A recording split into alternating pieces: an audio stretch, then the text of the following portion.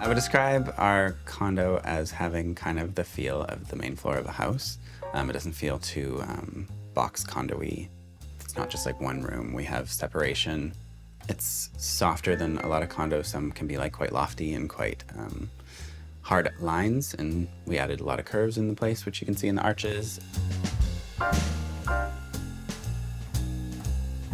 I don't want to live in white. I want to live in color. I painted literally every surface of this place.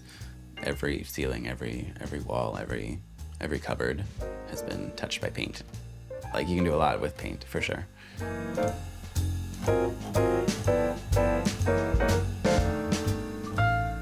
My name is Chad. My husband and my cat and I live in Toronto, and we've been in our home for just over a year.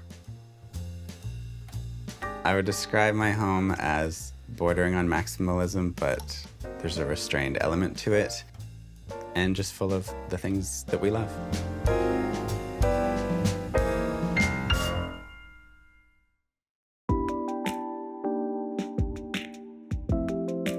So I'm standing in our entry hall, which to me kind of feels bougie and excessive because I've lived in such tiny spaces before. We had some back and forth quite a bit of figuring out what to paint in our entry hall. My husband thought of one of our trips to Tulum in Mexico and just remembered kind of these spaces that we saw that had this kind of lime washing color on the walls that just has texture and depth. And then when we went to find the lime wash, we found this beautiful kind of like biscuit, sort of sandy kind of color. And it just felt kind of like a vacation home. So we have a lot of open shelving on the left here. It's kind of a Frankenstein unit of open shelving and some like an IKEA hack on the bottom that I made some cabinets out of so we could hide some shoes away in there. Painted kind of that Beetlejuice sort of stripes. It's a favorite place for displaying random objects that we've found. Our little crab collection, little tchotchkes, little mirror, brooch that has a cat on it. Adorable. And I also have my grandma's still life painting here, which is a prized possession. Lots of books. Some I've got in Japan. This one has all these weird illustrations of people. It's got books that like my grandma gave me when I went to art school. There's a famous John Waters quote: if you go home with somebody and they don't have any books, do not sleep with them. So I think that's kind of an important rule of life.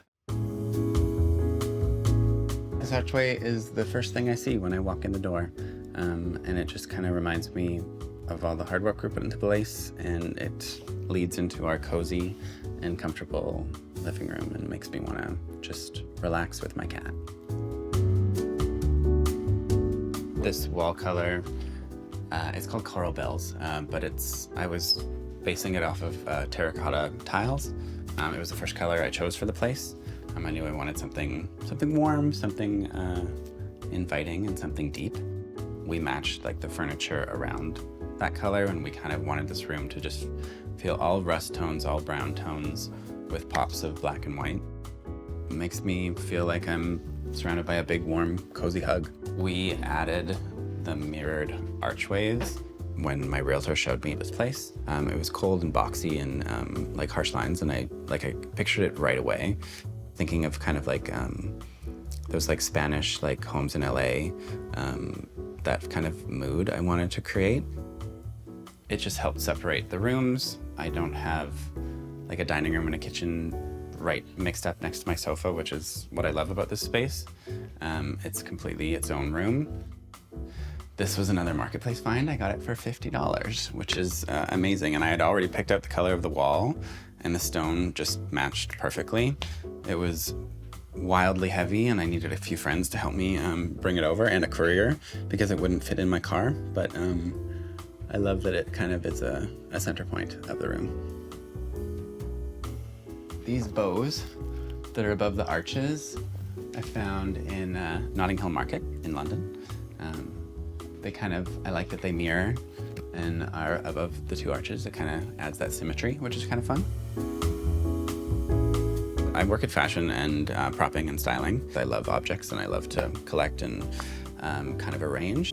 And both of us love traveling. Like, we try to get away every Christmas. We We've hit up a lot of countries and just love shopping and finding odd items that I would never be able to find like in next door to me. Another recent find on a trip that I made to Madrid are these gorgeous little brass like candle jewelry. There's a little heart, there's a little arrow, little wings, which I'd never heard of candle jewelry before, but I think it's the most charming way to accent a little candle. This artwork is a recent collaboration with a photographer named Elijah Utak. I had just wanted to make a creative with a lot of objects that I had been collecting from flea markets in Valley Village, just around the country. And I wanted it kind of abstracted so you don't necessarily know what each piece is. And it just looks so good blown up.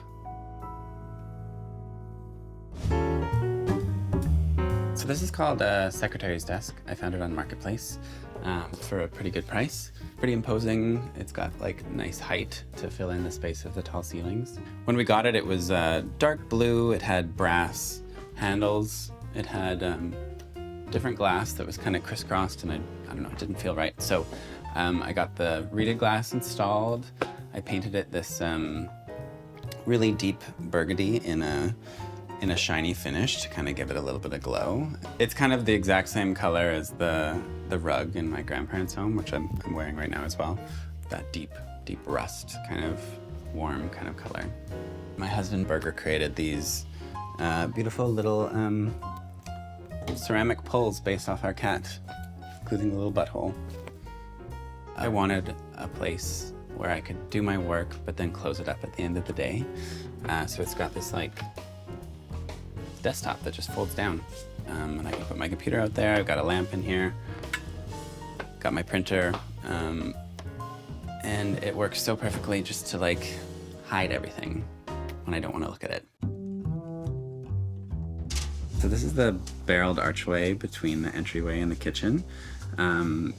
It's kind of a fun little architectural moment that I kind of wanted to include to kind of just make it feel grand and important.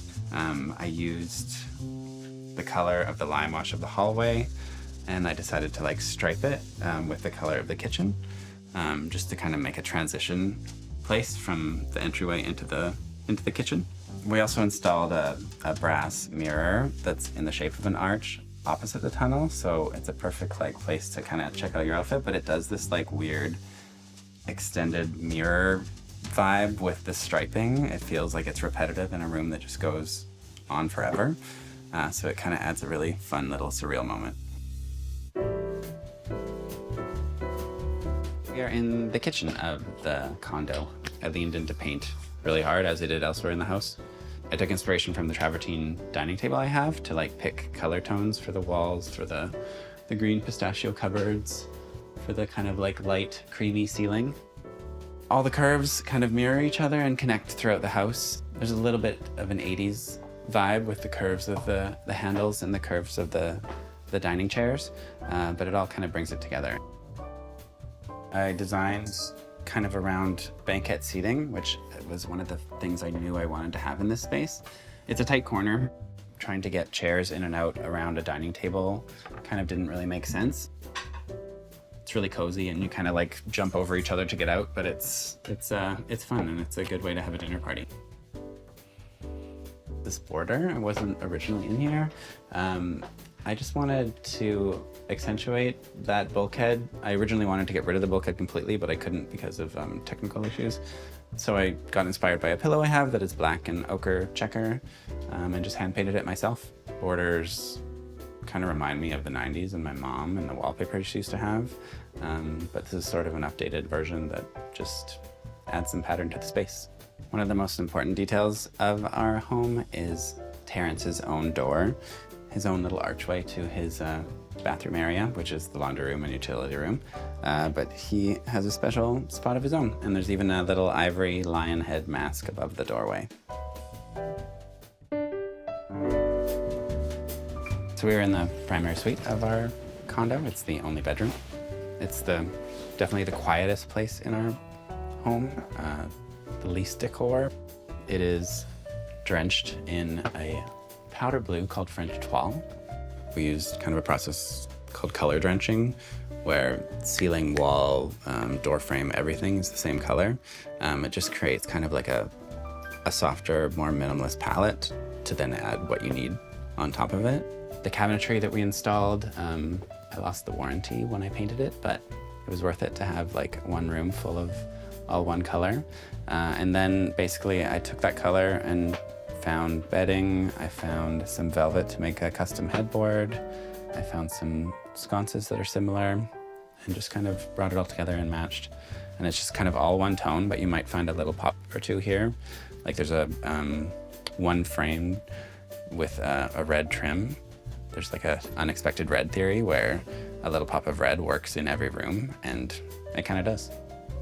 One way to add a little bit more depth to color drenching rather than just a flat color of paint is to add the velvets, the linens, the rugs, the upholstery on your furniture, just to add texture and depth. I love this light fixture. We had it in our last space. It was above our dining table. It's kind of Noguchi kind of inspired. It's got that paper lantern feel to give a nice warm glow to the room. It's kind of like a soft floating cloud in a sea of blue sky.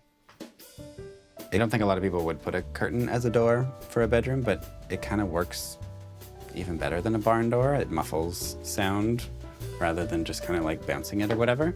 And it just creates a beautiful, soft, kind of like visual feeling between the two rooms.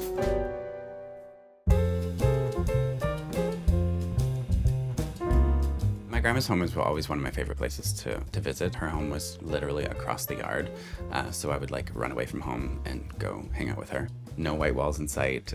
It was kind of like gorgeous cedar wood paneling. There was like red, rusty kind of carpeting. I'm assuming that I'm subconsciously kind of pulled to that color because it was like one of my favorite memories. I think somebody made a lie when they said that dark colors makes a space feel smaller. To me, it makes the space feel just grander and more welcoming. You can like combine the worlds of minimalist and maximalist, or just like quieter, louder. You can make the balance right for you. The most important thing is just surround yourself with joy, with things that just bring you happiness. Every little corner of your place can have some sort of joyful moment or memory.